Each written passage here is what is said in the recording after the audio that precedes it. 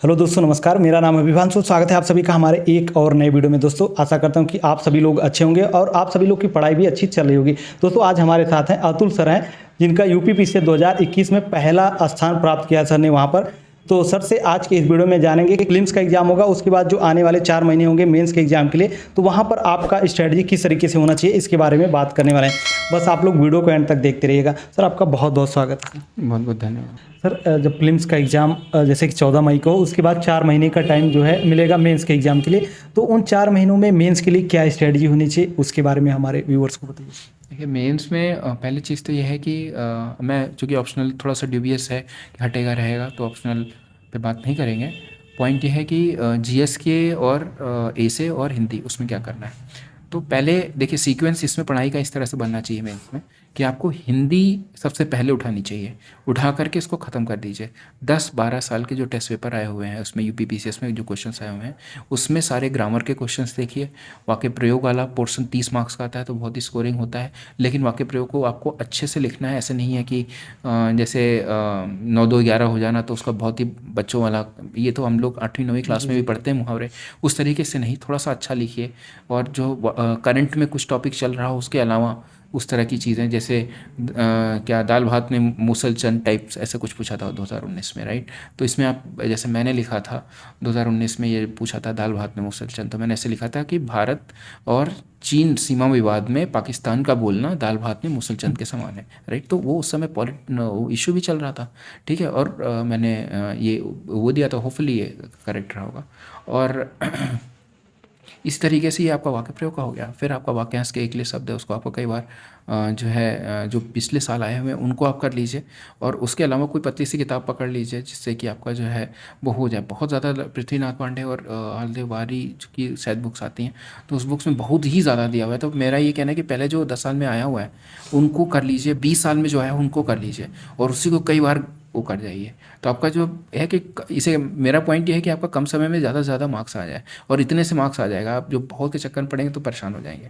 थोड़ा बहुत आप एक्स्ट्रा देख लीजिएगा, लेकिन इतना करने के बाद फिर आपका वाक्यांश के लिए एक शब्द है, विलोम है, ये सारी चीज़ें वही उससे हो जाएंगी। जो संक्षेप, ये आपका लेटर राइटिंग वाला पोर्शन होता है, उसके मेरे ख्याल से एक बुक का नाम नहीं आता है, सफ़ेद कलर उसका पेज होता है, आदित्य पब्लिकेशन है शायद। आदित्य पब्लिकेशन है, एक इसके आदित्य पब्लिकेशन वाली है जो जनरली लोग बोलते हैं, तो मैंने भी वही देखा था। उसमें जो फॉर्मेट दिया हुआ है वो आप मेमोराइज़ कर लीजिए। जो भी है 5 चीज़ें गिन के हैं। एक आपका ये आपका अध्यादेश होता है, नहीं तो फिर आपका नहीं, सॉरी, अध्यादेश नहीं है, सॉरी। जैसे एक सरकारी पत्र है, अर्ध सरकारी पत्र है, कार्यालय ज्ञाप, और पता नहीं समथिंग हाउस, दैट्स कार्यालय पत्र समथिंग हाउस, ऐसा कुछ है। तो जो भी 4-5 का उसने दे रखा है उन्होंने, तो वो सारी चीज़ें आपको उसका फॉर्मेट याद कर लेना है। और वो सारी चीज़ों को फॉर्मेट याद करने के बाद अपने वर्ड्स में आपको लिख लेना है। जैसे कि एक अगर जो है सुप्रीम कोर्ट का या इलेक्शन कमीशन को एक नोटिस देना है ना, तो वो कि ये होने वाला है, चुनाव होने वाला है इलेक्शन कमीशन का या इस तरीके का, तो उसका एक प्रोफार्मा बनाना है। तो सारी चीज़ों का वर्ड्स में अपने सोचिए कि मैं कैसे लिखूँगा। जो उसका मेन जो स्ट्रक्चर वो फिक्स होता है, वर्ड्स जो लिखना है वो आपके अपने होते हैं। तो वो भी एकदम करेक्ट, एक ग्रामर का बहुत ज़्यादा ध्यान रखना होगा उसमें। और जो है ग्रामर तो खैर पूरे हिंदी में ध्यान रखना है, आपकी वर्तनी बहुत सही होनी चाहिए। जो इसी मतलब ये वाला इस तरह से हो जाएगा। प्रैक्टिस की इसमें थोड़ा सी ज़रूरत है, फॉर्मेट याद करना है। जो भावार्थ और जो पैसेज वाले 60 मार्क्स के होते हैं, उसमें आपको जो है पैसेज को कई बार पढ़ना है। पैसेज उसमें बहुत ही कॉम्प्लेक्स आता है, तो कई बार समझ में नहीं आता क्या होता है, तो इसलिए प्रैक्टिस चाहिए। जो 15-20 साल के क्वेश्चन पेपर आए उनके पैसेजेस सॉल्व करके देखिए आप कितनी एक्यूरेसी से और अच्छे से समझ पा रहे हैं पैसेज को। उसके अलावा बाद फिर आंसर करिए क्वेश्चंस को। और फिर जो है आपका क्या कहते हैं, उसमें संक्षेपण वाला जो पोर्शन होता है उसको 1/3 पेज से ज़्यादा मत लिखिएगा, और एग्जैक्टली क्रक्स लिखिए जो उसका पूछा गया है, ना कि मतलब पूरा पैसेज उतार देना, तो मार्क्स नहीं आएंगे। 20 मार्क्स का होता है, 20 मार्क्स में आपको बहुत अच्छे से लिखना होगा, तो फिर अच्छे नंबर मिलते हैं।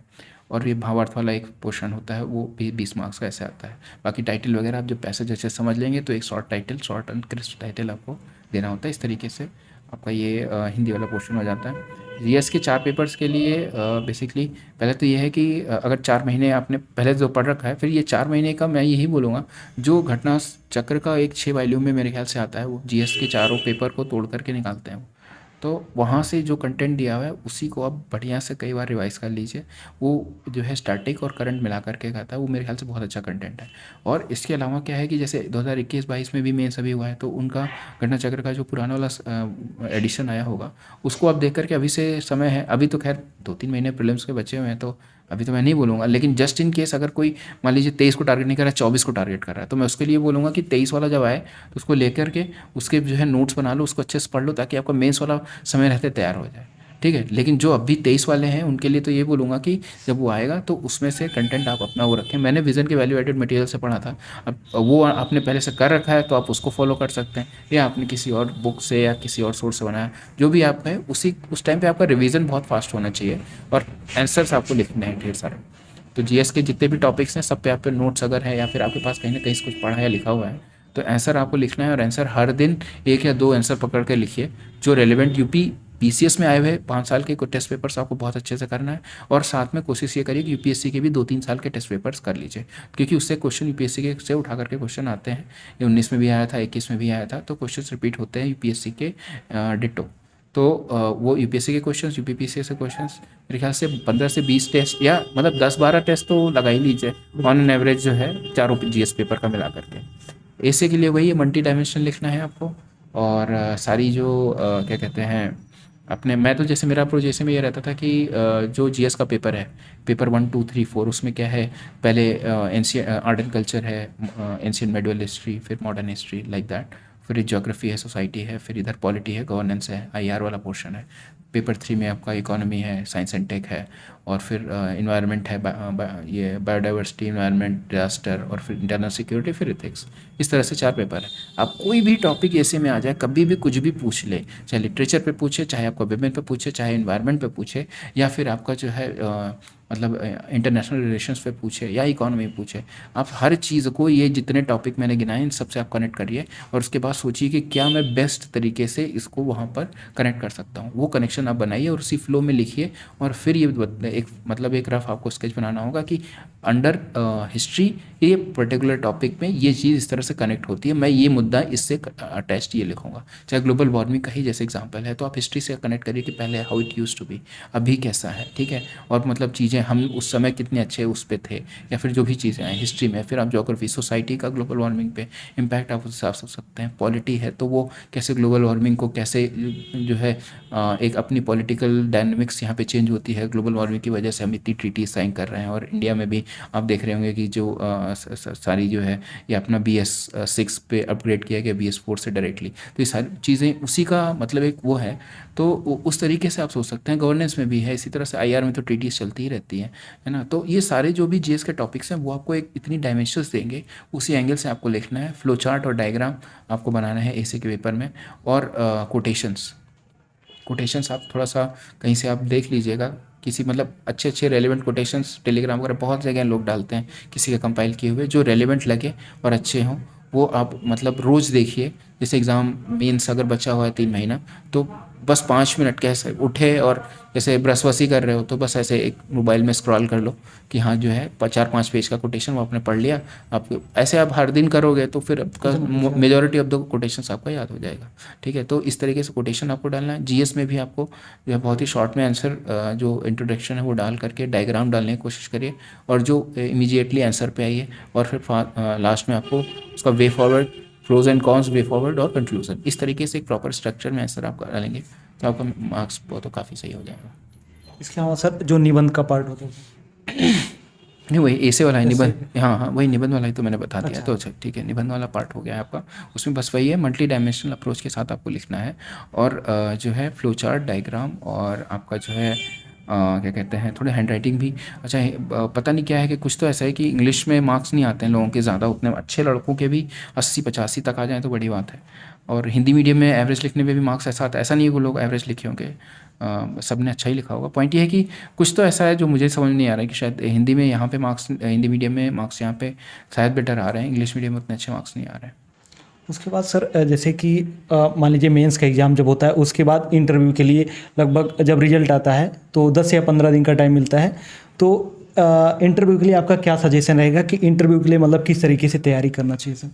इंटरव्यू के लिए बेसिकली वही है कि मेंस में हमने जो पढ़ रखा है वो आपका जो है सीमेंटेड होगा ऑलरेडी, तभी आपका इतना अच्छा मेंस हुआ है कि आपका इंटरव्यू कॉल आया है। तो वो चीज़ें आपके काम में रहेंगी। जो यूपीपीसीएस में एक तो है कि पॉलिटी वाली बुक थोड़ी सी उसको आर्टिकल्स रिवाइज कर लीजिए, बेसिक चीज़ है, क्योंकि पॉलिटी के अराउंड डिस्कशंस काफ़ी मतलब आ जाता है, और वो एक थोड़ा सा क्या कहते हैं ना कि लो हैंगिंग फ्रूट है। पॉलिटी इतनी अच्छे से लोग प्रीलिम स्टेज से पढ़ते हैं, तो आप थोड़ा सा क्विकली लक्ष्मीकांत एक बार रिवाइज कर लीजिएगा। उसके अलावा जो है फिर करंट अफेयर्स आपका जो एक आध महीना तो क्या है, हाँ मोस्टली एक महीने के अराउंड ही है। मेजॉरिटी जो है बड़े बड़े मुद्दे आते हैं, ऐसा ना कि बहुत छोटे छोटे चीज़ें हैं, कहीं पे ये हो गया कहीं वो हो गया, नहीं, वो मुद्दों पे जाएंगे। ठीक है, जैसे अब ये मेरे ख्याल से 21 का जब इंटरव्यू चल रहा था उसके अराउंड ये आपका ये चल रहा था, यूक्रेन वॉर के आसपास की चीज़ें चल रही थी, राष्ट्रपति के इलेक्शन की चीज़ें चल रही थी। तो जो बड़ा मुद्दा होगा उसके अराउंड ही इंटरव्यू रहता है। तो करंट वाला चीज़ एक आध महीने और उससे आधे, बाकी अगर 5-6 महीने पहले कोई बड़ा मुद्दा हुआ वो, और उसके अलावा आपका जो आपने जीएस में पहले से मेंस में पढ़ रखा है वो काम आएगा। दूसरा आपका बायोडाटा जो है, आप खुद का क्या बैकग्राउंड है, आप जो है क्या कहाँ से ग्रेजुएशन आपने किया है, कहाँ से, ज़्यादा इंपॉर्टेंट है क्या सब्जेक्ट में ग्रेजुएशन किया है वो उनको पता होता है, कहाँ से वाला शायद नहीं पता होता है उनको। और दूसरा चीज़ है कि आपका ऑप्शनल क्या है। ठीक है, तो ऑप्शनल आपका ग्रेजुएशन, इसके अराउंड आपका पूरा जो है बायोडाटा, पूरा जो भी आपके और चीज़ें हैं हॉबीज सारी चीज़ें, वो आपको खुद से सोचना है कि क्या कैसे आपने फॉर्म में क्या डिटेल्स भर के दे दी हैं। पर्सनल डिटेल्स के अलावा मोस्टली चीज़ें जाती हैं, आपका एजुकेशन जाता है और आपका जॉब भी शायद जाता है। जॉब किया है तो वो भी थोड़ा सा आपका अपने बारे में अच्छे से तैयार होना चाहिए। और एक ये होता है कि आपका जो है करंट अफेयर्स हो गया, अपने बारे में हो गया, और हाँ यूपी स्पेशल वाला एंगल बोल रहा था मैं। तो यूपी का आप एग्ज़ाम देने जा रहे हैं तो यूपी स्पेसिफिक चीज़ें थोड़ा सा आपको पता होनी चाहिए। तो मैं ये सजेस्ट करूँगा यूपी की वेबसाइट पे आप जाइएगा, तो वहाँ पे जो है वो मतलब वो वेबसाइट दूसरे पे ऐसे लेके जाती है।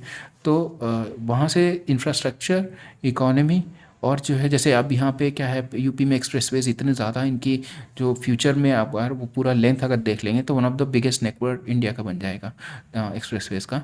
तो वो एक इतना बढ़िया अचीवमेंट है, वो आप उसको देखिए। यहाँ पे इन्वेस्ट इन यूपी और ये सारी चीज़ें हैं यहाँ पे, और ज़्यादा जो है कहाँ पे रिसोर्सेज पाए जाते हैं, कहाँ पे एम्प्लॉयमेंट का क्या इशू है, वीमेन का क्या इशू है।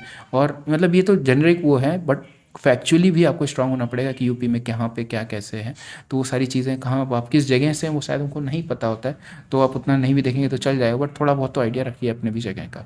तो अपने बारे में, यूपी के बारे में, और जो है आपकी ग्रेजुएशन और करंट अफेयर्स ही है। सर, जो छात्र मान लीजिए तैयारी कर रहे हैं या फिर आगे आने वाले समय में तैयारी करना चाहते हैं, तो उनके लिए आपका क्या मैसेज या फिर सजेशन रहेगा?